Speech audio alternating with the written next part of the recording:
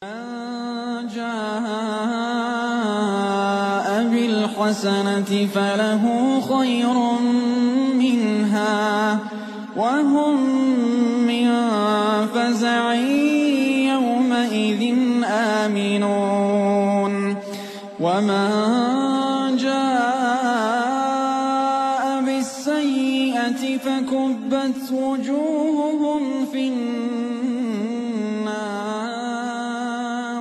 Mulia alaihi salatu wassalam. Allahumma salli ala Muhammad wa ala alihi wa sahbihi wa man sara ala nahji ila yaumiddin.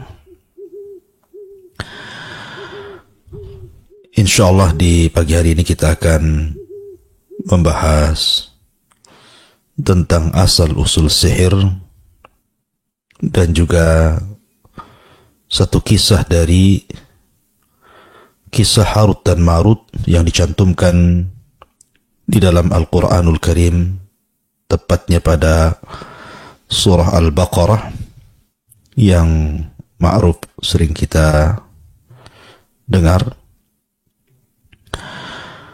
Ma'asyiral muslimin yang dimuliakan Allah Subhanahu wa taala, kisah tentang asal muasal sihir ini disebutkan di dalam Al-Quranul Karim, tepatnya pada surah Al-Baqarah ayat 102. Allah Subhanahu wa taala berfirman, "Wattaba'u ma tatlu syayatin ala mulki Sulaiman. Wa ma kafara Sulaiman walakinna syayatin kafaru. Yu'allimuna an-nasa as-sihra wa ma unzila 'alal malakaini bi Babila Harut wa Marut. Wa ma yu'allimani min ahadin hatta yaqula innama nahnu fitnatun fala takfur. Fayata'allamuna minhuma ma yufarriquna bihi bainal mar'i wa zawjihi.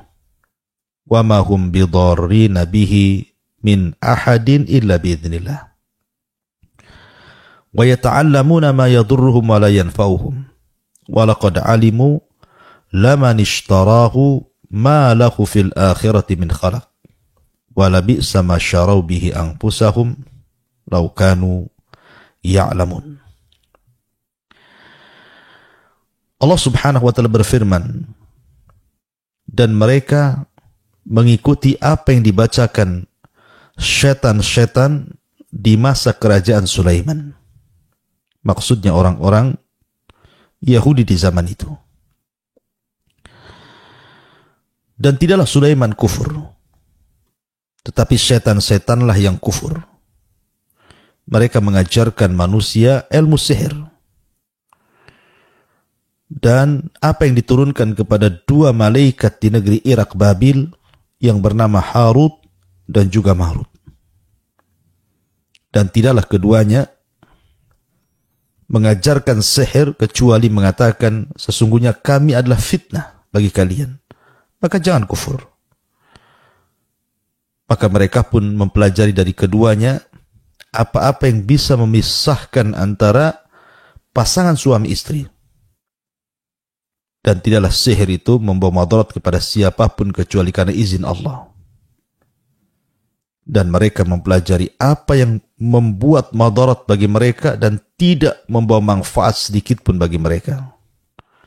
Dan sungguh mereka mengetahui bahwa siapapun yang menjual akhiratnya, maka tidak ada bagian di sisi Allah Subhanahu wa taala sedikit pun, karena amat buruk apa yang mereka jual belikan kalau mereka mengetahuinya. Ma'asyiral muslimin yang dimuliakan Allah Azza wa Jalla, kisah Harut dan Marut ini memang kisah yang simpang siur. Sebagian kisah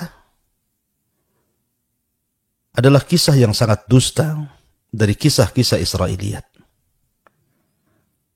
di mana dijelaskan ketika Allah Subhanahu wa taala melihat bagaimana manusia kufur, seperti Adam alaihi salatu wassalam ketika Allah subhanahu wa ta'ala berikan fasilitas yang sangat nikmat di sorga. Tiba-tiba kemudian melanggar perintah Allah subhanahu wa ta'ala dengan memakan buah larangan. Akhirnya Adam pun diusir dari sorga menuju dunia. Ketika itu malaikat mengatakan bahwa apa yang selama ini mereka khawatirkan terjadi. Karena para malaikat ketika melihat Adam alaihi salatu wassalam akan diciptakan Allah, mereka mengatakan bahwa apakah engkau akan menciptakan makhluk yang akan menumpahkan darah dan merusak bumi? Ketika itu Allah mengatakan, saya lebih tahu apa yang kalian tidak tahu dari ciptaanku ini. Rupanya Adam alaihi salatu wassalam dengan kehendak Allah dan hikmah yang Allah kehendaki, akhirnya Adam pun memakan buah larangan. Dari situ Adam diusir dari sorga ke dunia. Maka para malaikat mengatakan, bukankah apa yang kami khawatirkan terjadi? Maka Allah subhanahu wa ta'ala kemudian memberikan ujian kepada para malaikat, seolah-olah mengatakan, kalau seandainya kalian di posisi Adam, tentu kalian juga sama. Berikan kepadaku 2 malaikat di antara kalian, akan kuuji seperti aku uji Adam alaihi salatu wassalam. Akhirnya terpilihlah 2 malaikat yang bernama Harut dan juga Marut. Diturunkanlah 2 malaikat ini ke bumi. Maka Allah subhanahu wa ta'ala kemudian memfitnah keduanya dengan mengirim seorang wanita. Wanita yang sangat cantik. Dan Allah bekali Harut dan Marut dengan hawa nafsu. Berbeda dengan malaikat yang lainnya. Maka Allah takdirkan hawa nafsu Harut dan Marut menjadikan dia tertarik dengan wanita itu dan mengajak berzina. Ketika itu wanita ini siap melakukan perzinahan dengan Harut dan Marut, tetapi dengan syarat. Pertama, melakukan kesyirikan kepada Allah. Tapi Harut Marut menolak. Bagaimana mungkin seorang malaikat menyekutukan Allah Azza wa Jalla? Kemudian setelah itu disuruh untuk membunuh. Dan Harut dan Marut pun menolak. Bagaimana mungkin seorang malaikat membunuh? Kemudian disuruh untuk minum khamr. Akhirnya dia pikir bahwa minum khamr itu lebih ringan dibandingkan harus membunuh dan harus menyekutukan Allah subhanahu wa ta'ala. Akhirnya 2 malaikat ini pun minum khamr. Kemudian dia mabuk. Akhirnya kemudian dia membunuh, melakukan kesyirikan dan melakukan perzinahan dengan wanita itu. Dari sini Allah subhanahu wa ta'ala murka kepada Harut dan Marut. Kemudian memberitahu bahwa apa yang dilakukan keduanya adalah sebuah maksiat besar kepada Allah subhanahu wa ta'ala. Maka Harut dan Marut pun taubat dan hendak kembali ke langit. Tetapi Allah subhanahu wa ta'ala menjanjikan kalau dia sampai kembali ke langit, maka Allah akan masukkan ke dalam jahannam dan tidak akan pernah keluar dari jahannam. Atau kalian tetap tinggal di bumi dan kami beri azab sampai waktu yang ditentukan. Akhirnya kemudian Harut dan Marut pun lebih suka tinggal di bumi dengan azab yang ditentukan oleh Allah subhanahu wa ta'ala. Adapun nasib wanita yang dijadikan fitnah oleh Allah kepada 2 malaikat ini, meminta kepada Harut dan Marut untuk mengajarkan Ismul A'zam, nama Allah yang sangat agung, agar dia bisa naik ke langit. Rupanya Harut dan Marut mengajarkan Ismul A'zam kepada wanita ini, akhirnya wanita ini bisa terbang ke langit. Tapi karena dia ahli maksiat, penduduk langit tidak mau menerimanya, maka Allah subhanahu wa ta'ala kemudian ketika dia naik ke langit, musikhat, diganti bentuknya menjadi bintang-bintang yang ada di langit. Kisah ini kisah palsu, makdzub, karena tidak mungkin malaikat yang maksum, yang Allah subhanahu wa ta'ala firmankan, la ya'sunallah ma amarahum wa yaf'aluna ma yu'marun. Mereka senantiasa melaksanakan apapun perintah Allah. Mereka tidak mungkin bermaksiat. Sementara kisah Harut dan Marut, tidak mungkin seorang Harut dan Marut yang dikatakan keduanya malaikat berzina, minum khamar, membunuh, melakukan kesyirikan. Naudzubillah. Subhanallah amma yaqulun. Kita bertasbih kepada Allah apa yang mereka katakan. Lalu siapa Harut dan Marut? Bagaimana kisahnya? Bagaimana sihir bisa tersebar di negeri Irak? Dan bagaimana kecintaan orang-orang Yahudi kepada sihir? Dan bagaimana Nabi Sulaiman alaihi salatu wassalam memberantas perdukunan di zamannya. Sampai akhirnya sepeninggalnya tersebar sihir di mana-mana sampai hari ini. Bagaimana kisahnya? 1 jam ke depan kita akan menjelaskan tentang siapa Harut dan Marut dan kemunculan sihir di Babil yang tersebar di Irak. Ma'asyiral muslimin, para pendengar Kiswah TV di manapun Anda berada. Ketika orang-orang Yahudi mereka mulai meninggalkan Zabur dan tidak mau mengamalkan Zabur dan kemudian berpindah kepada sihir. Dan itu terjadi di zaman Nabiullah Sulaiman alaihi salatu wassalam. Lah ketika itu syayatinil jin, setan-setan jin membantu orang-orang yang ada di Babil. Orang-orang yang ada di Babil untuk tersesat dengan sihir. Disebutkan dalam hadis, jadi jin itu setiap hari naik ke langit. Yastarikus sam'ah, mereka hendak mencuri dengar. Dan itu banyak sekali jin itu. Jadi mereka berlapis-lapis dari bumi sampai ke langit pertama. Kemudian di langit pertama mereka membuat pos sebagai tempat menunggu di mana jin-jin ini mencuri dengar apa yang diwahyukan Allah kepada Jibril dan apa yang disampaikan Jibril kepada para malaikat yang ditugaskan untuk melakukan tugas memakmurkan alam semesta. Karena apabila Allah Subhanahu wa taala hendak menurunkan wahyu, maka suaranya seperti gemerincing besi yang kemudian, rantai besi yang kemudian dipukul-pukulkan kepada besi, kepada batu, sehingga mengeluarkan suara dan memekakkan telinga, sehingga memingsankan seluruh para malaikat yang ada di langit. Yang pertama siuman adalah Jibril. Kemudian Allah Subhanahu wa taala mewahyukan sesuatu kepada Jibril untuk diwahyukan kepada para malaikat yang lain sebagai tugas dari Allah Azza wa Jalla. Maka setelah Allah kemudian merintahkan sesuatu kepada Jibril, maka para malaikat yang baru siuman kemudian mereka bertanya, "Madza qala Rabbuna ya Jibril?" Apa yang Allah perintahkan kepada kami wahai Jibril? Maka Jibril mengatakan qala al-haq, kebenaran. Kemudian Jibril mulai memerintahkan satu persatu kepada para malaikat yang dibebankan tugas, engkau bertugas seperti ini, engkau bertugas seperti itu. Engkau bertugas menurunkan hujan, engkau bertugas membuat kemarau, engkau bertugas untuk membuat banjir, engkau bertugas untuk mengirim angin, macam-macam. Dan para malaikat tentara Allah Subhanahu wa taala. Lah ketika Jibril menyampaikan kepada para malaikat tugas-tugasnya inilah, pada setiap malaikat di lapisan-lapisan langit, maka dari pos menjaga jin itu, di langit pertama, terkadang jin mendengar satu kalimat yang disampaikan para malaikat yang ada di langit, yang kemudian satu kalimat ini disampaikan kepada jin yang di bawahnya, jin yang di bawahnya kepada jin yang di bawahnya lagi, jin yang di bawahnya lagi kepada jin yang ada di bawah lagi, terus sampai jin yang ada di bumi. Satu kalimat kebenaran dicampur adukan dengan 99 kedustaan. Kemudian oleh jin yang ada di bawah diperjualbelikan kepada para dukun, paranormal, tukang-tukang sihir, tukang-tukang ramal dan yang sejenisnya, pomo dan dukun yang terjadi di zaman Babil atau di Irak.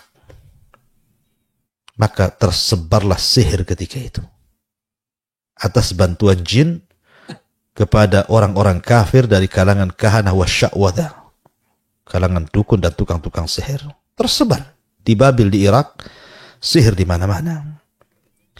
Saking banyaknya sihir ketika itu, sehingga para dukun di antara mereka menulis kitab sihir, mencatat kitab-kitab mantra-mantra yang diajarkan syaitan, sampai akhirnya kitab ini kemudian tersebar di Babil, di Irak. Maka banyaklah orang yang membaca kitab-kitab sihir kala itu. Ma'asyiral muslimin yang dimuliakan Allah Azza wa Jalla, setelah tersebarnya sihir di Babil dengan banyaknya karya-karya tukang-tukang sihir yang bekerja sama dengan syaitanir rajim, akhirnya banyak orang tertarik mempelajari sihir di Babil di Irak. Maka ketika itulah Allah Subhanahu wa taala turunkan dua malaikat, Harut dan juga Marut. Harut dan juga Marut. Ya. Kapan Allah Subhanahu wa taala turunkan Harut dan Marut? Apakah Harut dan Marut itu keduanya malaikat? Apakah Harut dan Marut itu keduanya jin? Ataukah Harut dan Marut itu adalah manusia? Ma'asyiral muslimin yang dimuliakan Allah Azza wa Jalla, ketika tersebarnya sihir di Babil Irak, ketika itulah Allah Subhanahu wa taala mengutus kepada mereka seorang nabi untuk memberantas sihir, untuk memberantas perdukunan. Seorang nabi merangkap menjadi seorang raja, dan sangat jarang Bani Israel yang merangkap jabatan, satu sisi dia nabi, sisi lain dia raja, kecuali dua orang. Pertama Daud alaihi salatu wassalam, bapak daripada Sulaiman alaihi salatu wassalam. Yang kedua putranya Daud, Sulaiman alaihi salatu wassalam, yang menggabungkan antara kerajaan dan kenabian. Dan itulah dua nabi dari nabi-nabi Bani Israel yang merangkap jabatan. Nah, Sulaiman pun kemudian mengirimkan pasukan yang sangat kuat, yang sangat besar, untuk menangkap seluruh tukang-tukang sihir di zamannya dan merampas buku-buku yang mereka pelajari, yang merupakan buku-buku andalan orang-orang yang belajar sihir. Semua buku-buku tukang sihir itu dirampas, dan tukang sihir dimintai tobat kalau tidak dibunuh. Akhirnya setelah berhasil Sulaiman mengumpulkan seluruh buku-buku sihir yang tersebar di Babil Irak, maka Sulaiman pun kemudian meletakkan buku-buku sihir itu di sebuah kotak, namanya sunduk, dan kotak itu diletakkan di bawah singgasananya. Ketika itu Sulaiman mengancam, siapapun yang mendekati kotak itu kalau dia adalah jin, maka pasti terbakar. Siapapun yang berani mendekati kotak itu, kalau dia dari kalangan jin maka dia terbakar. Tapi kalau dia dari kalangan manusia maka kubunuh dia. Akhirnya selama Nabiullah Sulaiman alaihi salatu wassalam berada di singgasananya, tetap hidup menjadi seorang raja dan nabi, maka tidak ada satupun manusia yang mendekati kotak itu, apalagi jin. Sampai kemudian Allah takdirkan Sulaiman meninggal dunia, bersandar di singgasananya sedang memegang tongkat. Lah ketika itu tidak ada yang tahu bahwa Sulaiman alaihi salatu wassalam meninggal dunia. Sehingga jin-jin yang ditundukkan Sulaiman itu masih bekerja untuk Sulaiman. Sampai akhirnya ketika rayap-rayap mulai menggerogoti singgasananya, kemudian tongkatnya pun sama, akhirnya kemudian tumbanglah jasad Sulaiman. Kenapa jasad Sulaiman tidak busuk? Ya karena jasad para nabi dijaga Allah Subhanahu wa taala. Ketika Sulaiman roboh, kemudian manusia dan jin baru mengetahui Sulaiman meninggal. Kata jin, kalaulah kami tahu Sulaiman meninggal sejak lama, tentu kami tidak dihinakan seperti ini. Karena jin tunduk. Walaupun jin kafir, mereka siap bekerja kepada Sulaiman. Kalau tidak, mereka dihukum. Sehingga mereka mengatakan seperti itu. Kalau kami tahu Sulaiman sudah mati sejak dulu, ngapain kami bekerja, gitu bahasanya. Tapi itulah takdir Allah Subhanahu wa ta'ala. Allah takdirkan jin itu tidak mengetahui yang gaib. Nah, setelah kemudian Sulaiman alaihi salatu wassalam meninggal dunia dan meninggalkan buku-buku sihir di bawah singgasananya, maka iblis kemudian menjelma menjadi orang baik. Kemudian meminta sebagian manusia untuk mengambil buku itu. Tapi banyak manusia yang kemudian menolaknya. Karena tahu itu adalah buku-buku sihir. Sehingga kemudian iblis pun mencari cara bagaimana mengambil buku itu. Dari sinilah kemudian iblis ini akhirnya datang kepada seorang yang bernama Harut dan Marut. Kemudian dia mengatakan kepada Harut dan Marut, maukah kutunjukkan kepadamu sebuah pembendaharaan besar peninggalan Sulaiman alaihi salatu wassalam. Dengan kalian memiliki kotak itu, berarti engkau telah memiliki ilmu Sulaiman. Bohong. Ya, padahal kotak itu isinya buku-buku sihir. Akhirnya kemudian Harut dan Marut pun mendekati kotak itu. Kemudian akhirnya membukanya dan mempelajarinya. Jadilah Harut dan Marut menguasai ilmu tukang-tukang sihir di masa sebelum Sulaiman menjadi nabi dan rasul. Mulailah kemudian tersebar sihir kembali setelah kematian Sulaiman. Dan banyak orang yang kemudian datang kepada Harut dan Marut mempelajari sihir. Dan Harut Marut pun mengatakan bahwa kami tidak mengajarkan sihir kepada kalian kecuali fitnah dari Allah. Maka jangan kufur. Ya.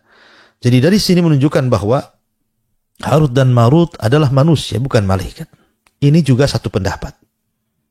Ya.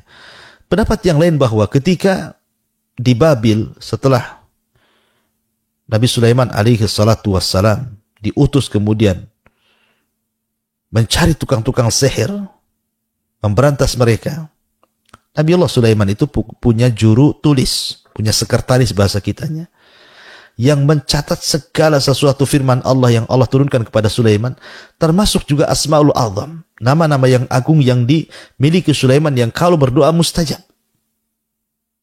Ataupun firman-firman Allah Azza wa Jal untuk menundukkan jin, awan, dan yang semacamnya. Ditulis semua oleh tukang catatnya itu, oleh sekretarisnya. Ilmu Sulaiman yang terdiri daripada firman-firman Allah dan syariat-syariatnya, serta nama-nama azam. Kemudian tulisan itu pun diletakkan di sunduk, sebuah kotak, kemudian diletakkan di bawah singgasana Nabi Allah Sulaiman alaihi salatu wassalam. Ketika Nabi Allah Sulaiman alaihi salatu wassalam meninggal dunia, akhirnya kotak itu pun dicuri oleh syaitan, oleh jin, oleh iblis.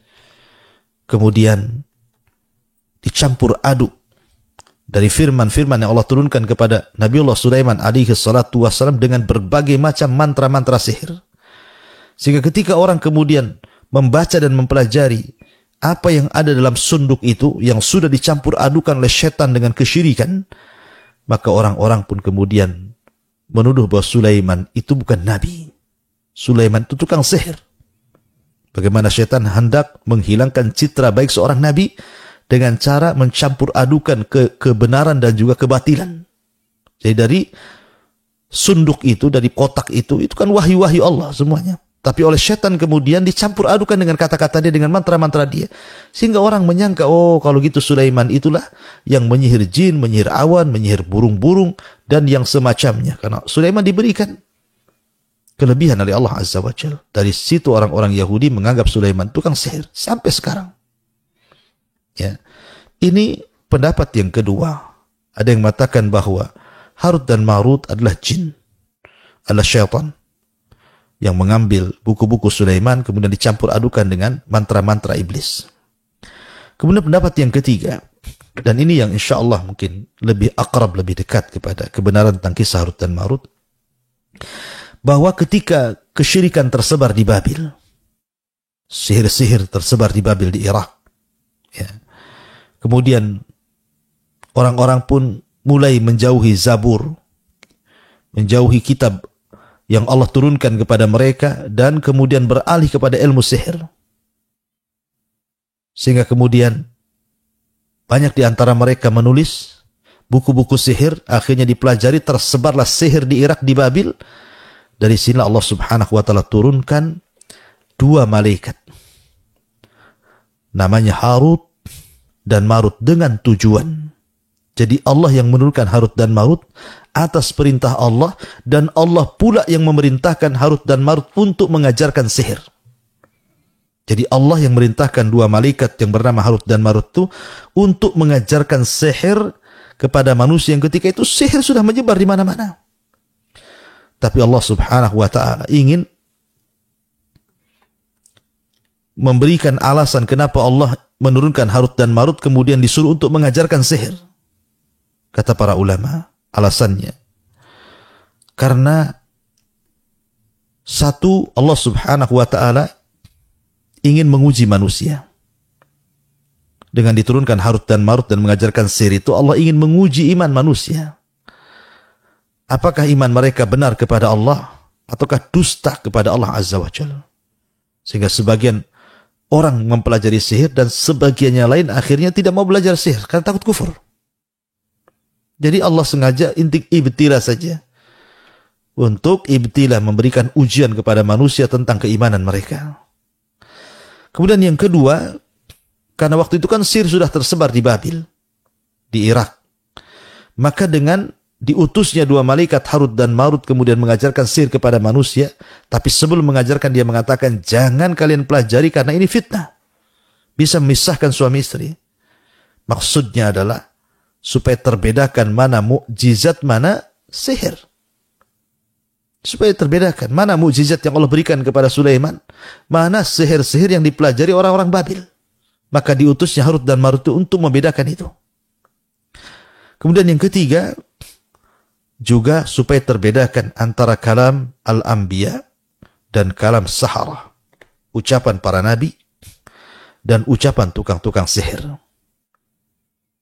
Jadi itulah alasannya kenapa Allah Subhanahu wa ta'ala mengutus Harut dan Marut untuk menguji keimanan manusia, supaya terpisahkan mana sihir, mana mukjizat, dan juga supaya terpisahkan mana kalam al-anbiya, para nabi, dan mana kalam tukang-tukang sihir. Nah, sebagian orang-orang yang kemudian kufur kepada Allah Azza wa Jalla datang kepada Harut dan Marut, orang-orang Yahudi ini, meminta agar diajarkan kepada mereka tentang sihir. Tapi Harut mengatakan, jangan, ini fitnah. Kalau kalian belajar kalian akan kufur. Maka sebagian yang lain tidak mau belajar, tapi orang-orang jahat, orang-orang kafir, mereka justru kemudian belajar sihir untuk mencelakakan manusia dengan sihir itu. Jadi inilah pendapat yang kuat, wallahu a'lam, Harut dan Marut itu dua malaikat. Tapi bukan kisah seperti kisah yang pertama. Malaikat itu bermaksiat, tidak. Ya, itu kisah yang tidak benar. Maknanya bahwa ketika tersebarnya kesirikan dengan banyaknya sihir di mana-mana, maka Allah mengutus malaikat untuk mengajarkan sihir. Lah dari situlah kemudian terbedakan mana sihir, mana mukjizat, mana kalam anbiya, mana kalam tukang-tukang sihir, mana orang yang tetap kokoh di atas keimanannya dan mana orang-orang yang mudah luntur karena keimanannya. Makanya Allah Subhanahu wa ta'ala kemudian berfirman tentang masalah ini. Ini pula yang menjadikan kemudian kisah ini, ya, yang menjadikan kemudian orang-orang Yahudi, mereka tidak suka dengan Nabiullah Sulaiman. Orang-orang, jadi ketika Nabi SAW menceritakan bahwa Sulaiman itu seorang nabi di Madinah, kan di Madinah itu banyak orang Yahudi. Orang-orang Yahudi mengatakan, apalah nabimu itu mengatakan Sulaiman nabi. Sulaiman itu bukan nabi, Sulaiman itu tukang sihir. Itu orang-orang Yahudi yang mengatakan seperti itu. Karena orang-orang Yahudi itu juga membenci Jibril dan Mikail. Bukan Sulaiman saja. Bahkan menyangka bahwa yang menyebarkan sihir di Babil adalah Jibril dan Mikail. Mereka memburuk-burukan dua malaikat ini dan memburuk-burukan seorang Nabi Ibnu Dawud, Sulaiman alaihi salatu wassalam. Makanya Allah Subhanahu wa ta'ala firmankan di sini, wattaba'u ma tatlus syayatin ala mulki Sulaiman.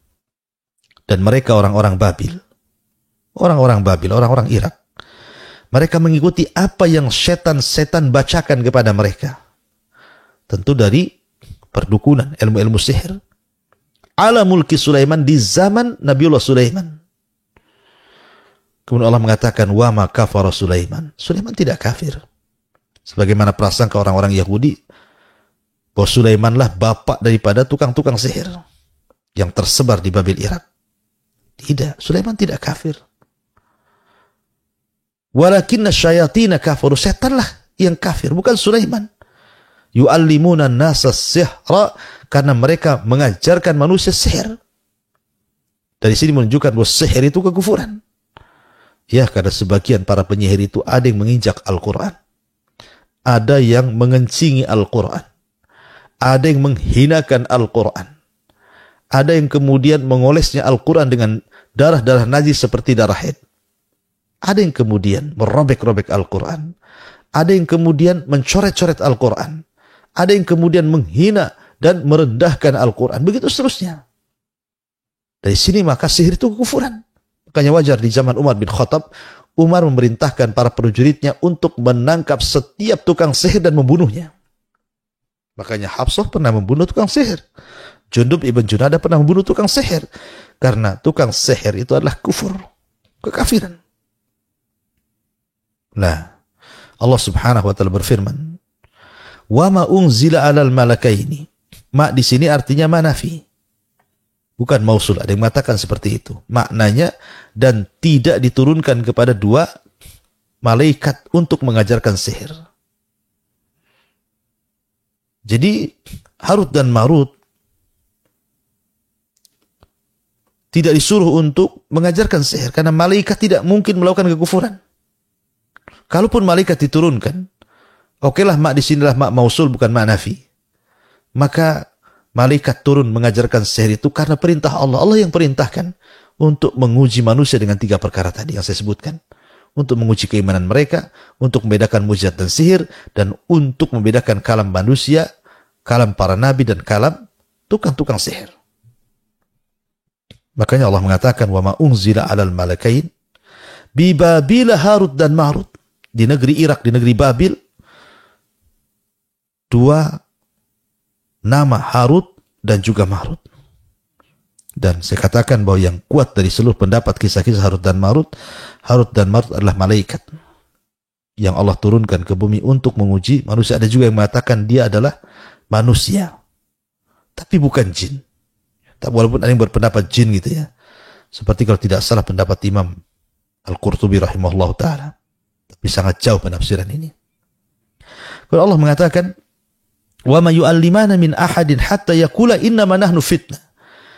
Dan tidaklah keduanya mengajarkan kepada manusia ilmu sihir kecuali keduanya berkata, innama nahnu fitnatun fala takfur. Sesungguhnya kami ini sebagai fitnah kepada kalian. Kami disuruh oleh Allah untuk menguji kalian sebagai fitnah. Fala takfur. Jangan kalian kufur. Maka sebagian mereka tidak jadi belajar. Tetapi sebagian mereka fayata'allamuna minhuma ma yufarriquna bainal mar'i wa zawjih. Tapi ada sebagian mereka yang kemudian mempelajari sihir dan berhasil mampu memisahkan dan menceraikan suami istri. Dari sini kita tahu bahwa madaratnya sihir. Sihir itu terbagi 2, ada sihir pengobatan dengan cara-cara mengundang jin dan juga mengundang syaitan untuk mengobati yang lainnya dengan cara-cara tidak syar'i. Ada namanya nusrah, ya, mengusir jin dengan jin. Ya. Nusrah itu termasuk amal syaitan. Ada tukang sihir itu yang jahat, yang suka menyakiti, mengirim penyakit, membuat orang stroke, sakit jantung, lumpuh, sampai kepada kematian. Ya, karena pengaruh sihir itu lama. Jangankan kita, Nabi SAW ketika disihir Labid bin A'sam, seorang Arab dari Bani Zurek yang berakidah Yahudi, ada yang mengatakan munafik. Ketika menyihir Nabi SAW, Rasul tersihir itu ada yang mengatakan 40 hari, ada yang mengatakan 6 bulan, ada yang mengatakan setahun. Walaupun pendapat yang masyhur adalah 6 bulan. Sebagaimana riwayat Zuhri mengatakan bahwa Rasul terkena sihir itu 6 bulan. Bayangkan, 6 bulan pengaruh sihirnya. Dan sasaran sihirnya adalah mata dan rambut Rasul. Sehingga Rasul itu dihayalkan seolah-olah dia mendatangi istri padahal tidak, seolah-olah dia junub padahal tidak junub, seolah-olah dia mandi junub padahal tidak junub, tapi tetap dijaga akalnya. Dan itu ibtila bagi Rasul. Bahwa Nabi SAW diuji dengan sihir sama dengan para nabi yang lain, diuji dengan rasa sakit. Ayub 18 tahun sakit, dan para nabi yang lain termasuk Rasul ketika disihir itu mengalami sakit. Dan Ibnu Qayyim mengatakan Rasul pun sabar dan sabar dan sabar sampai setelah 6 bulan Aisyah radhiyallahu anha melihat Rasul aneh. Maka Aisyah menyarankan agar Rasul minta fatwa kepada Allah. Maka Rasul pun kemudian sholat setelah Isya, berdoa dan berdoa sampai waktu subuh dan kemudian tertidur. Ketika tidur itulah ditampakkan buhulnya. Maka siapapun yang terkena sihir kemudian dia berdoa dan terus berdoa dan terus berdoa, maka terkadang dalam mimpinya Allah perlihatkan di mana buhul tukang sihir diletakkan. Tinggal Anda cari dan dimusnahkan. Ya. Nah, Nabi SAW ketika disihir Labid bin A'sam atau Lubaid bin A'sam, seorang Arab Bani Zurek yang berkeyakinan Yahudi dan seorang munafik ini, maka lama pengaruhnya, baru hilang setelah 6 bulan.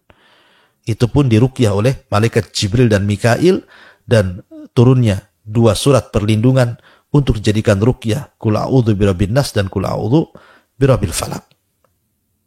Kita lanjut, Allah Subhanahu wa taala kemudian mengatakan,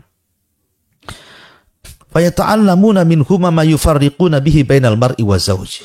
Dan ini tujuan syaitan, karena setiap hari iblis itu dari tengah lautan, dari singgasananya mengirim pasukan-pasukan khusus untuk menggoda Bani Adam, sehingga di antara mereka ada yang meninggalkan salat, meninggalkan puasa, meninggalkan zakat, bermaksiat kepada Allah Azza wa Jalla, dan begitu seterusnya.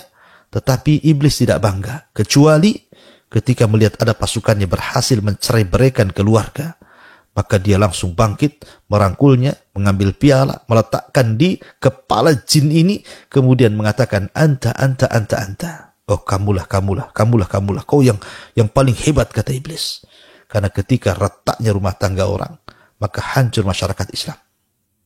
Ya. Ma'asyiral muslimin yang dimuliakan Allah Azza wa Jalla, para pendengar Kiswah TV dan Kiswah Net, semoga Allah Subhanahu wa taala muliakan kita. Dan Allah mengatakan, "Wa ma hum bidarrina bihi min ahadin illa biidznillah." Tetapi ingat, sihir itu tidak memudarat kecuali karena izin Allah. Maka jangan takut. Kalau satu dunia tukang sihir mengancam Anda, saya akan sihir Anda, silakan sihir. Tidak perlu takut dengan sihir. Karena sihir tidak mungkin terjadi kecuali karena izin Allah Subhanahu wa taala. Illa biidznillah, kecuali karena izin Allah Azza wa Jalla. Walaupun demikian tetap kita mengambil akhdhu bil asbab, mengambil sebab dengan membaca dzikir pagi petang, membaca muawwidhataini, ayat kursi sebelum tidur, kemudian mengusap-usap dari atas kepala sampai kaki supaya terhindar dari gangguan-gangguan orang-orang yang mereka hasad kemudian mengirim sihir santet teluh kepada kita. Ya. Kemudian wa yata'allamuna ma yadurruhum wa la yanfa'uhum. Dan sihir itu adalah ilmu yang membuat mereka madarat dan memadaratkan orang lain dan tidak bermanfaat sedikit pun. Sama sekali, karena itu ilmu syaitan. Itu ilmu iblis, sihir itu, untuk membuat orang kufur. Karena sihir itu artinya ikatan manusia dengan jin. Kan wa innahu kana rijal minal insi ya'udzuuna birijalin minal jinni fazaduhum rahaqa. Terkadang ada sebagian manusia minta perlindungan kepada jin, makin kufurlah orang ini. Karena memang sihir tidak membawa madarat. Tidak memanfaat, justru memadarat untuk dirinya dan madarat untuk orang lain. Makanya Allah mengatakan walaqad alimu, mereka sudah tahu sebenarnya. Laman ishtarahu ma lahu fil akhirati min khalaq. Bahwa orang yang menggadaikan agama dengan ilmu sihir, meninggalkan Zabur dan kitab-kitab langit dan beralih kepada kitab-kitab sihir, mereka sudah tahu bahwa mereka akan dimasukkan ke dalam jahanam. Mereka tidak akan dapat bagian sedikit pun di akhirat di hadapan Allah Azza wa Jalla. Tapi hawa nafsu yang mendorong mereka untuk menjadi tukang sihir. Ingat, tukang sihir itu kufur.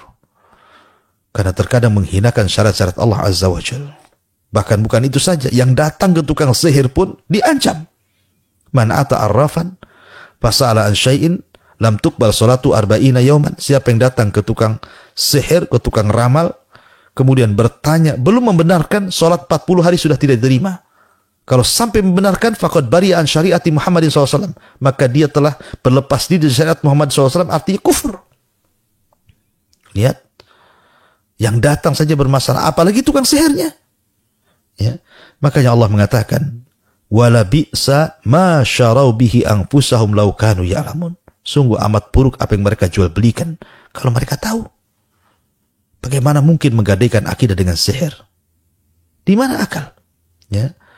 Ma'asyiral muslimin yang dimuliakan Allah Azza wa Jalla, maka kisah Harut dan Marut ini menjelaskan kepada kita tentang pentingnya tauhid dan bahayanya kesyirikan, terutama dunia perdukunan. Maka hati-hatilah, jangan mendekati dunia itu. Karena dunia itu adalah dunia syaitan. Dunia jin-jin yang jahat. Dunia kekufuran. Tapi mintalah sesuatu kepada Allah. Tauhidkan Allah. Esakan Allah. Bertawakallah kepada Allah. Mintalah perlindungan kepada Allah. Mintalah permohonan kepada Allah Azza wa Jalla. Tauhidkan Allah. Ini diantara kisah daripada Harut dan juga Marut. Wallahu a'lam. Mudah-mudahan ada manfaatnya kisah yang singkat ini. Silahkan bagi Anda yang ingin bertanya. Fal yatafadhal mashkura. Jazakallah khairan Ustaz atas penyampaian materinya. Semoga pemirsa di rumah mendapatkan ilmu yang bermanfaat dan juga dapat menambah keimanan kita kepada Allah Subhanahu wa taala. Dan kami ucapkan ahlan wa sahlan kepada media sunnah lainnya. Di antaranya ada Advisi Channel dan juga official akun Humairah Channel. Semoga apa yang disampaikan tadi dapat bermanfaat untuk antum semua. Dan silahkan bagi yang ingin berinteraksi dengan Ustadz dapat menghubungi kami langsung di nomor 0812-6873-3202 atau bisa juga melalui chat live di akun platform Kiswah TV di YouTube ataupun di Facebook. Nah, kita bacakan pertanyaan yang masuk di WhatsApp Kiswah TV. Assalamualaikum warahmatullahi wabarakatuh Ustadz. Ingin bertanya, apakah pergi ke tukang dukun dapat mengeluarkannya dari Islam? Dan apakah hukum orang yang pergi ke dukun dan dia tidak mengetahui hukum syariatnya dalam masalah ini sama dengan mereka yang mengetahui hukumannya? Mohon penjelasannya Ustaz. Ya, alhamdulillah. Datang ke dukun itu ada 3 macam. Orang yang datang ke dukun itu ada 3 macam. Pertama, orang yang memang sengaja datang ke dukun untuk bertanya sesuatu. Maka kalau dia tidak membenarkan, hanya bertanya saja, iseng-iseng bertanya, maka sholat 40 hari yang sudah dilakukannya tidak dianggap. Lam tuqbal salatuhu arba'ina yauman. Tidak diterima sholatnya 40 hari. Kemudian yang kedua, orang yang datang ke dukun, bukan hanya bertanya, percaya pula. Yakin dia dengan dukun itu. Maka inilah yang kemudian faqad bari'a an syariati Muhammadin sallallahu alaihi wasallam. Maka dia telah berlepas diri dari syariat Muhammad. Telah keluar dari Islam. Kufur. Karena orang yang bermuamalah dengan dukun itu, maka akhlaknya sama dengan dukun. Biasanya disuruh untuk kufur. Kufur kepada Allah Azza wa Jalla. Menyembah kepada jin dan syaitan. Menjadi hamba-hamba abadatus syayatin. Kemudian yang ketiga, orang datang ke dukun hanya ingin ngetes saja. Seperti yang dilakukan oleh Al-Hajjaj Ibn Yusuf Al-Thaqafi. Ketika dia kemudian di hadapannya ada dukun, tukang ramal. Hajjaj pun kemudian tiba-tiba mengambil batu di tangannya setelah dihitung. Kemudian kata Hajjaj kepada dukun itu, tahukah kamu berapa isi batu di tangan saya? Dukun itu menjawab sekian, benar pula. Tiba-tiba kemudian Hajjaj pun langsung mengambil batu yang lain. Setelah kemudian ngobrol panjang lebar, ketika lengah sang dukun, diambilnya batu itu tanpa dihitung. Langsung diambil, kemudian kata Hajjaj, berapa isinya? Dukun itu mengatakan, saya tidak tahu. Rupanya apa yang kita tidak tahu, dia pun tidak tahu. Apa yang kita tahu, dia tahu. Karena ada komunikasi antara korin kita dengan korin dia. Artinya kalau ngetes dia nggak apa-apa. Tapi jangan kemudian bertanya, mempercayai, apalagi sampai kemudian menggunakan jasa mereka. Maka ini terancam. Mana'ata arrafan au kahinan fasa'alan syai'in fasaddaqahu lam tuqbal salatuhu faqad bari'an syariati Muhammadin sallallahu alaihi wasallam. Maka kalau Anda datang ke dukun, sekali lagi lihat Anda di bagian yang mana ini. Pertama, kedua, atau ketiga. Adapun orang yang tidak tahu hukumnya datang ke dukun, tetap saja zahirnya Anda datang ke dukun walaupun Anda tidak tahu hukumnya. Orang yang sudah tahu tentu lebih parah lagi. Kalau sudah tahu itu dukun, masih pula datang ke dukun. Dan bukan untuk mengetes. Maka kalau memang sudah pernah terlanjur datang ke dukun dan Anda tidak tahu kala itu, baru tahu dan hijrah hari ini, maka banyak-banyak beristighfar. Banyak-banyak istighfar, berdoa kepada Allah Azza wa Jalla akan diterima tobatnya. Karena bagaimanapun dunia perdukunan, dunia kesyirikan. Dunia sesembahan kepada selain Allah. Berbahaya. Karena dalam dunia perdukunan itu ada istilah, pertama kahin. Tukang ramal terhadap apa yang akan terjadi di masa depan. Kemudian yang kedua arraf. Kahin dengan arraf itu kurang lebih. Bahkan setiap kahin Arab, tapi tidak semua Arab itu kahin. Karena Arab itu bukan hanya meramalkan sesuatu yang akan datang, tapi dia juga bisa meramal sesuatu yang telah terjadi. Seperti orang hilang barang, datang ke dukun, kemudian kata dukun, oh barang kamu itu di sini. Berarti dia bukan kahin tapi Arab, tinggi lagi ilmunya. Kemudian ada namanya munajim. Munajim itu dukun menggunakan zodiak perbintangan, media-media bintang, kemudian meramalkan sesuatu dengan bintang. Disebut munajim, ahli nujum. Lah, ilmu nujum sendiri terbagi menjadi dua. Ada ilmu tasir, ada ilmu taksir. Kalau tasir boleh. Seperti untuk perakiraan cuaca, tidak ada masalah. Tapi kalau taksir, bahwa bintang itu mau pengaruh, nah itu tidak boleh. Syirik haram. Ya. Kemudian juga yang paling akhir dalam istilah dunia perdukunan itu disebut sahir. Dan ini paling jahat. Yang paling jahat karena bukan hanya sekedar mengobati, tapi tukang sihir ini bisa menyakiti. Bahkan terkadang sampai membunuh. Ya kan? Makanya saya sarankan kalau memang pernah datang ke dukun, atau Anda yang jadi dukun, bertobatlah. Kembali kepada Allah. Tauhidkan Allah Azza wa Jalla. Wallahu a'lam. Nah, jazakallah khairan Ustaz atas penjelasannya. Dan pertanyaan selanjutnya. Assalamualaikum warahmatullahi wabarakatuh Ustaz. Waalaikumsalam. Melihat fenomena di zaman ini banyak ahli dukun dianggap sebagai wali ataupun orang yang dialimkan. Apa yang seharusnya kita lakukan sebagai Ahlus Sunnah wal Jamaah, Ustaz? Mohon nasihatnya. Ya, alhamdulillah. Kita peringatkan manusia dari dunia perdukunan. Apalagi sekarang banyak dukun-dukun yang kemudian berkedok Islami. Dengan istilah-istilah baru, keren, seolah-olah bukan dukun, seperti mengatakan ahli spiritual. Ya, spiritual Islam. Ya kan, ada orang-orang yang kemudian menganggap bahwa dia adalah penasihat spiritual. Ini bahaya. Ya. Memang di zaman ini, ma'asyiral muslimin yang dimuliakan Allah Subhanahu wa taala, dukun itu terkadang sudah beralih fungsi. Maksudnya beralih fungsi itu, dukun sekarang berbeda dengan dukun-dukun dulu. Kalau dukun-dukun dulu memang menyeramkan. Kadang pakaiannya hitam semuanya dari kaki sampai kepala, pakai pakaian hitam, kadang pakai kalung tengkorak, kadang hidup di lereng-lereng bukit, kadang untuk menjangkaunya juga jauh, kemudian rumahnya seram, orangnya kotor, macam-macam. Tapi sekarang tidak. Rupanya dukun mengikuti kemajuan zaman. Ya, sekarang dukun tuh kadang-kadang kayak kiai, pakai jubah, pakai serban, pakai tasbih, pakai tongkat kemana-mana, kemudian zikirnya nggak berhenti gitu kan. Tapi prakteknya perdukunan. Ya, jadi kita harus bedakan. Bagaimana kita tahu bahwa ini dukun, ini kiai? Ya, kita lihat prakteknya. Kalau dia ketika praktek dia, contohnya umpamanya, dia bertanya-tanya soal siapa nama ibumu. Itu apa ditanya ibu? Kan dalam Islam itu justru nasab ke bapak. Karena memang itu praktek jin. Ya. Kemudian juga bertanya soal pribadi, kemudian sok-sok tahu tentang masalah yang gaib. Seorang ustaz tidak mungkin sok tahu tentang yang gaib. Karena dia tahu bahwa yang gaib tidak ada yang tahu kecuali Allah. Kenapa kemudian bicara tentang yang gaib pula dia? Seperti kemudian mampu menangkap jin, menangkap ini, menangkap itu, lu subhanallah. Ya. Jadi intinya bahwa lihat prakteknya. Kalau prakteknya menyimpang dari Islam, tidak menggunakan sistem ruqyah yang syar'i, malah ruqyah yang syirki, maka nggak mungkin ini dilakukan seorang kiai, ya seorang ustadz, pasti dia dukun. Walaupun penampilannya beti saja, beda tipis gitu istilahnya ya.